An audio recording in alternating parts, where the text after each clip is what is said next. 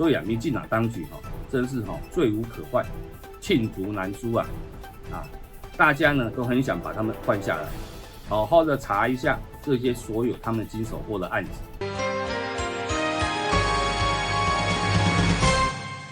各位观众朋友，大家好，欢迎来到闯关四海。这个台自制的潜舰在政论节目已经被海军退役的一些舰长将军看出端倪。他们说光从照片上面看，这个焊接的技术不够成熟，怎么还没有下水受到水的应力作用整个钢板呢就出现了凹凸不平的情况，这表示这个焊接呢是有很大的问题。毕竟这一个焊接的技术需要特别的技工，有特殊的执照，还要用特殊的焊料才能完成的。在焊完之后呢，甚至还要用 X 光做检测，一步一步的检查是不是有缝隙，还是有其他的问题。一条潜舰没有下水，还是马英九时期规划的。蔡英文呢割韭菜全部割去，都是他弄的然后呢做了一条船，看起来呢好像有模有样的样子简直呢就是一个模板，就放在这里跟大家讲做好了，在这里能不能用我下台了不知道，那是他们的事情。现在又爆出了什么有民意代表要介入其实有没有民意代表介入，黄曙光出来讲清楚说明白。被影射的国民党民代马文君呢决定提告民进党的民代呢就说就是他。试问国民党的民代有这么大的能力吗？现在不是新潮流当家吗？当然只有新潮流可以染指国民党只要敢染指的话，那不就早就掀锅了吗？所以说讲话不负责任，就像黄曙光这种人，身居高位话乱讲一通，也没有指名道姓搞得现在呢为了选举又开始造谣，制造假讯息。况且这一次台潜舰用的钢板又是美国人呢不敢用的。所以说这个整个事情问题重重。蔡英文夸下海口说呢后面还有7条，问题是美国人不给你材料不给你技术资源，你做得出来吗？一切还是要等美国点头你光是这一条你能不能下水下水之后沉得下去，能不能浮得上来，都是一个问题你现在每天就只会拿这个问题来作秀。当然整个接收这些潜舰标案的人呢都是民进党的庄脚，分布在高雄跟基隆。原本呢是9合1选举的时候要派上用场基隆呢结果却大输高雄呢勉强保住的颜面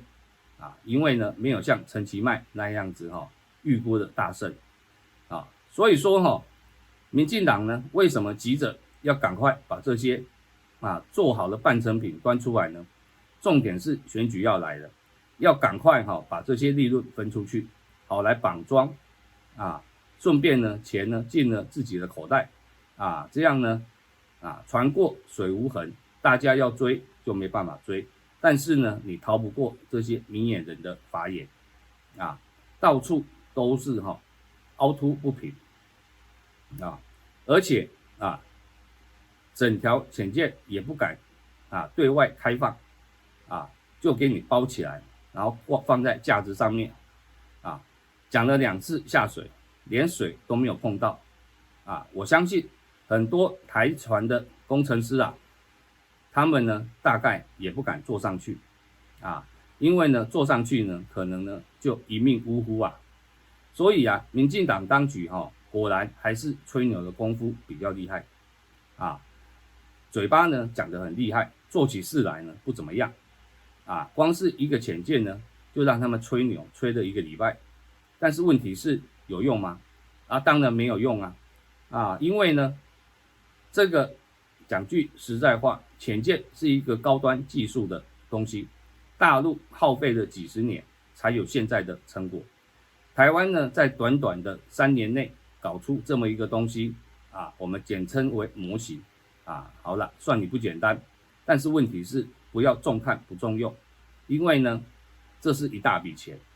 啊。国民党籍前民代蔡正元说啊，这个口罩的钱你也要赚，快筛的钱你也要赚，疫苗的钱你也要搞啊，鸡蛋的钱你也要赚，潜舰的钱你也要拿，简直是无法无天呐！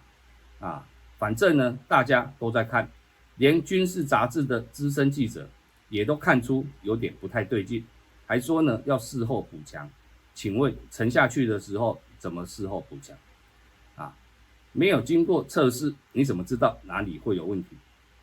况且台湾的这个所谓的自制，哪里来的自制呢？只不过是到各地买零组件，然后装起来。现在呢，连装起来的技术都有问题。所以说这个简直就是什么钱都敢拿，人命的钱啊拿得最凶。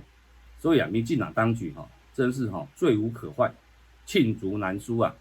啊！大家呢都很想把他们换下来，好好的查一下这些所有他们经手过的案子。其实浅见这一个只要政党轮替一查，肯定一定有弊案啊！这么大的一个案子，马文君也说说经手这个浅见案子的，跟当年经手尹清丰案子的是同一批人。是不是属实不知道反正呢他也会到法院去提告。总之这又是一个未解的悬案，到时候会不会成为弊案我相信也只有政党轮替之后呢才会知道。以上是我点评，谢谢。